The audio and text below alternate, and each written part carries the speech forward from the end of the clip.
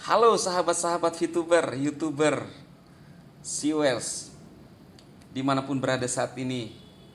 Bagaimana kabar teman-teman semua? Saya Dema, senang sekali kembali menjumpai Anda semua. Harapan saya Anda sehat, kuat, sukses selalu dalam mengerjakan apapun teman-teman. Seperti janji saya pada uh, tadi pagi ya, saya ngupload video teman-teman, bahwa hari ini saya berjanji kepada teman-teman VTuber untuk mengupload 2 video. Karena kemarin saya tidak mengupload video. Itu sebagai bukti dukungan saya untuk teman-teman VTuber, untuk semua teman-teman yang berjuang ingin merubah uh, hidup kita, atau minimal kita bisa melewati hari-hari yang sulit ini teman-teman. Nah, kali ini seperti pada judul saya teman-teman, bahwa saya akan memberikan informasi kepada teman-teman semua bahwa siapa investor VTube di balik VTube yang sebenarnya. Ya, mungkin teman-teman bertanya, VTube sanggup gak beli VP? Mampu tidak? Seperti yang disampaikan oleh para haters yang katanya mereka orang-orang yang pintar ya. Tak bisa nggak tahu bagaimana cara kepintaran mereka tuh menilai aplikasi orang dari luar ya. Mereka sibuk menjatuhkan dan meruntuhkan aplikasi orang, bahkan semangat orang lain. Itulah yang mereka kerjakan, mencari-cari kesalahan agar ada yang bisa dilaporkan, kemudian mungkin dipenjarakan, mungkin mereka puas. Jadi inilah orang-orang yang senang ketika melihat sesamanya menderita, senang ketika melihat sesamanya terpuruk, mengadu domba, mencari-cari kesalahan supaya sesamanya itu bisa dihancurkan. Anda bisa menyimpulkan, teman-teman bisa menyimpulkan, ini cara-cara apa yang digunakan. Ya, ngeri. Nah, teman-teman, kita telah melihat progres ya, perizinan PSE, PMSE, dan ke tahap tahap akhir ya teman-teman ya, SCI. Lalu saya akan melanjutkan kepada Anda apa yang disampaikan oleh manajemen, dalam hari ini Pak Prabowo, pada saat berbincang dengan Brosem. Nah, saya mau fokuskan kepada siapa investor daripada VTube. Benarkah VTube punya uang atau kere? Ya, kere itu artinya tidak punya duit, tidak bisa mencarikan VP karena nggak ada duitnya. Ya, jadi mengulas apa yang disampaikan oleh Pak Prabowo teman-teman ya. Mungkin teman-teman sudah lihat juga, tapi nggak apa-apa. Saya meyakinkan Anda semua karena saya dengan Brosem itu satu tim dalam tim kreator MFBS dan saling mendukung. Ya, tidak mungkin apa yang kami sampaikan itu beda-beda ya. Walaupun kadang-kadang judulnya mungkin ya agak berbeda, tetapi isi dalamnya itu sama teman-teman ya. Nah, jadi menurut Pak Prabowo bahwa investor kita bukanlah pemain baru ya, bukan investor baru. Artinya apa? Orang yang sudah berpengalaman di bidangnya teman-teman. Dia tahu seluk-beluk.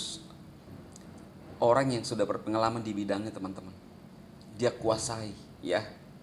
Kalau bahasa musiknya itu genrenya, seluk-beluk bagaimana cara berinvestasi, bagaimana cara memilih investasi yang benar ya. Dia kuasai, dia tahu ya. Lalu yang berikutnya adalah dia pernah menggelontorkan dana di Indonesia ya. Wah, siapa itu? Teman-teman sudah mulai ada nggak teman-teman yang bisa nebak siapa orangnya? Ya. Jadi dia pernah memberikan dana di Indonesia, ya. Tidak dijelaskan dana untuk apa ya dari Pak Prabowo. Kemudian dia memiliki usaha itu di bidang teknologi, ya. Usaha di bidang teknologi. Kemudian dia juga salah satu yang punya media besar di Asia, ya, mainstream. Teman-teman sudah mulai paham? Di Asia ya. Punya media terbesar di Asia. Wow, keren. Bukan di satu wilayah ya. Bukan yang nggak tahu lah, yang suka melapor-laporkan saya tuh dia nggak punya media besar, nggak yang besar di Asia ya. Yang katanya aktivis ya. Aduh. Nah, yang punya investor di VTube itu salah satu pemilik media terbesar di Asia ya. Lalu yang berikutnya ciri-cirinya adalah dia juga bergerak di industri e-commerce. Dia punya e-commerce. Artinya apa? Dia orang yang besar sebenarnya ya. Apakah Anda kira-kira mengerti ya? Saya juga tidak mengerti sebenarnya siapa orang itu. Saya nggak tahu siapa. Tapi apakah kemungkinan itu yang berinisial J? Kita nggak tahu lah teman-teman ya. Intinya apa yang disampaikan oleh Pak Prabowo itu, investor itu bukan orang sembarangan, bukan orang KW-KW ya. Investor adalah orang yang menanamkan uang, modal ya, kemudian bisa mendapatkan keuntungan. Dan yang disebutkan oleh Pak Prabowo yang tadi ciri-cirinya mungkin kayak yang tadi saya sebutkan juga teman-teman ya, kita nggak tahu lah. Tapi intinya teman-teman, apa yang dilakukan manajemen ya, dengan adanya melibatkan investor besar, ini tidak main-main, iya kan?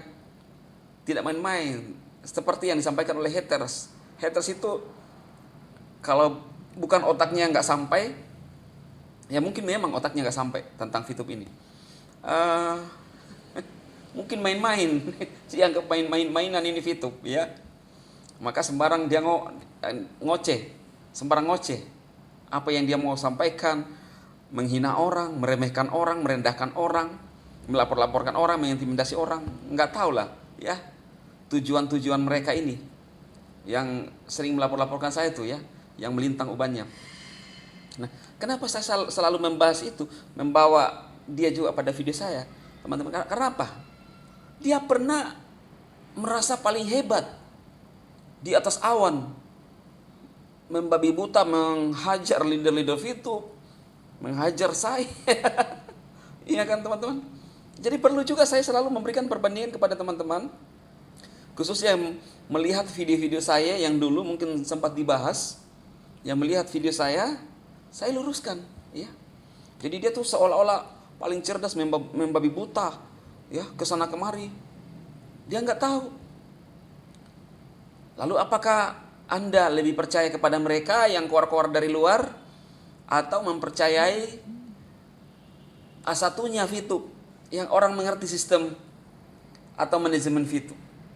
Heran ya, ada orang yang merasa cerdas menilai aplikasi orang dari luar dan merasa itu benar. Aduh, saya nggak bisa ngomong teman-teman, betul-betul dia menggunakan ilmu apa gitu ya. Iya, benar-benar.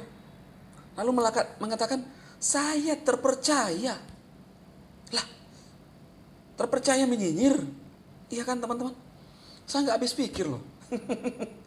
Bagaimana mungkin saya bisa membahas aplikasi orang saya dari luar, tentang regulasinya, tentang investornya, siapa yang terlibat di dalam perusahaan itu, bagaimana mekanismenya, sistem daripada aplikasinya.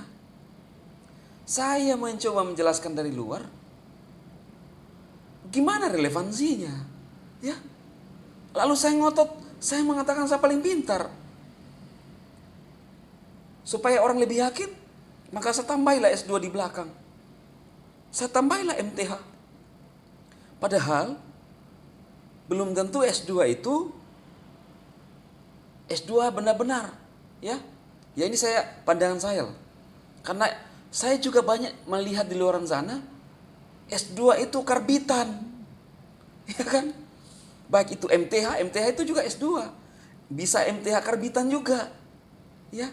Saya nggak bilang loh, saya nggak menuduh suatu pribadi siapapun. Tetapi saya hanya berbicara bahwa S2 itu bisa jadi karbitan. Kita bisa banyak melihat di media-media kan. apapun itu, ya, jurusannya, hanya demi membangun sebuah reputasi, refutasi, supaya orang yakin, wah hebat, hebat, ya kan?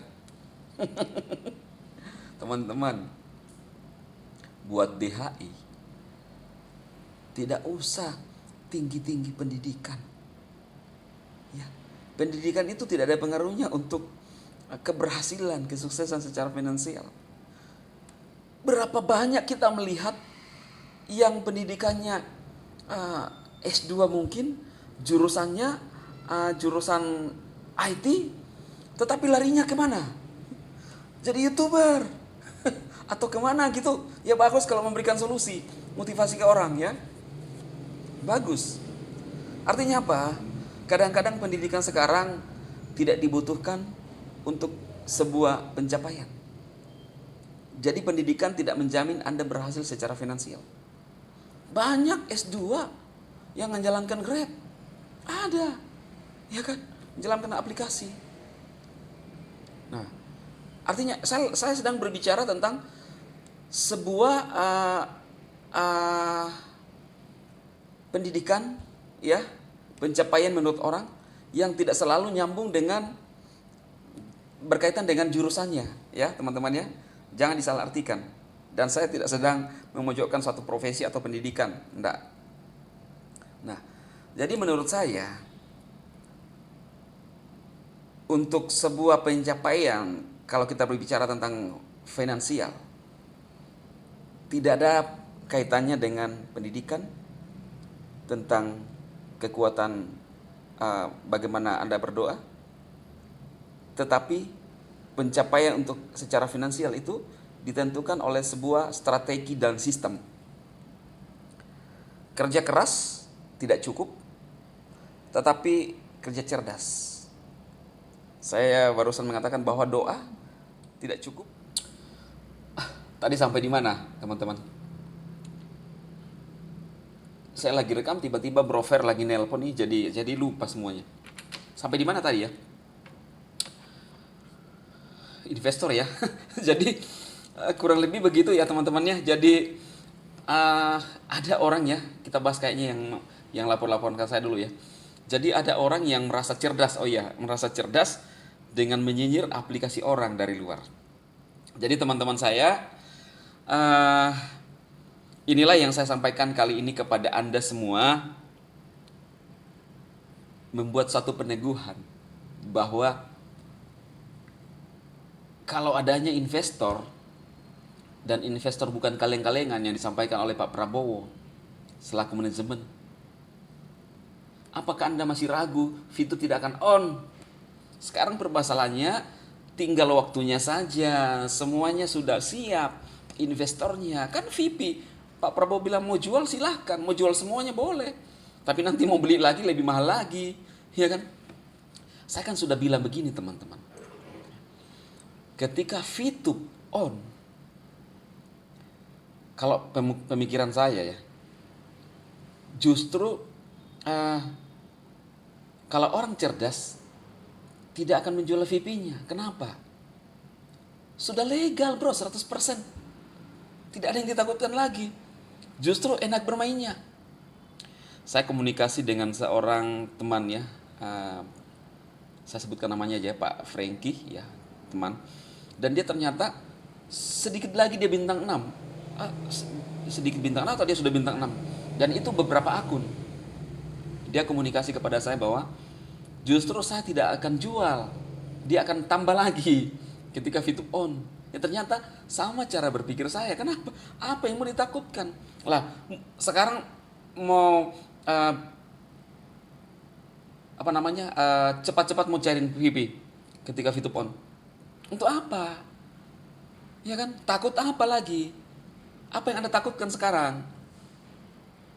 Semuanya sudah legal. Nah, itu logika berpikirnya teman-teman. Kalau saya mah VP yang ada di dalam lanjutkan aja terus bermain, iya kan? Jadi hidup ini gini teman-teman. VTube, SCW dan lain-lain Itu sebagai hanya sampingan. Jangan menaruh harapan lu benar-benar di sana. Maksud saya, jangan eh, ada orang kan tuh menaruh semua harapannya ke VTube. Begitu VTube gini jadinya kecewa kan? Akhirnya berkoar-koar. Jadi lucu buat saya teman-teman. Iya kan? Nah, jadi aplikasi-aplikasi lain itu hanya sebagai sumber-sumber tambahan income. Tetapi kalau itu bisa merubah hidup kita, syukur, puji Tuhan, alhamdulillah. Ya. Tapi jangan jadi kecewa ketika ada sesuatu terjadi dengan aplikasi-aplikasi ini. Kita harus menjadi manusia-manusia yang tetap tidak terpengaruh dengan aplikasi VTube, SYW, dan lain-lain. Kok jadi baper sih? Iya kan? Jadi gitu teman-teman. Kita harus jadi orang-orang yang cerdas, dewasa ya. Lalu ada yang sampai maki-maki Pak Wilbert, Mr. Jack, dirubah-rubah namanya lah jadi eh, Wilbert, Pak Wilbert Ketimun. Aduh kan kurang pantas nih. Mr. Jack Gaib kan, aduh, kok nggak masuk akal ya sampai menghina sesamanya gitu. Saya juga DHI halu. Waduh. Saya nggak habis pikir teman-teman, ada orang-orang yang benar-benar melakukan itu yang kerjanya hanya nyinyir ya. Betul, saya nggak habis pikir. Kan ini kan sebuah usaha. Namanya usaha. Lalu sampai ada orang yang benar-benar buffer mengatakan nipu-nipu padahal dia aja nggak ketipu. Iya kan? Nah ini orang-orang yang aduh. Mau tidak mau teman-teman saya harus melakukan ini. Aduh teman-teman, semangat ya para VTuber ya, kita tetap semangat sama-sama berjuang demi merubah hidup kita teman-teman. Kesuksesan itu ada di dalam konsep cara berpikir kita, dan seperti apa kita beberapa tahun ke depan ditentukan dari diri kita. Sademah berkata Anda semua sukses.